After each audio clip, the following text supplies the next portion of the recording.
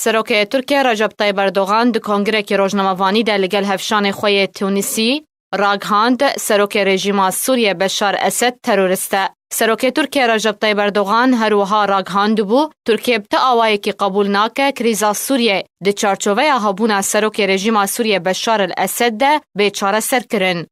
پشتی که اردوغان ده ولات تونسی بشار اسد سروک رژیم سوریه به تروریست بناف کر، رژیم اسد سروک ترکیه برجاندنا خوینا گل سوریه تومت بار کر. اجانسا سانا یا سرب رژیم اسد و لسرزاره جدرک جوازارت در و یا رژیم سوریه بلاف کر که رجب طیب اردوغان سروک ترکیه بردوام کار لسر تاری کرنا راستیان لپیشیا چاوی رایا گشتیا جیهانی دیکه او جیب مبستا پرده پوشینه لسر تاوانین کل همبر گل سوریه دریا پشتوانی کرنا گروپین تروریست انجام دیده.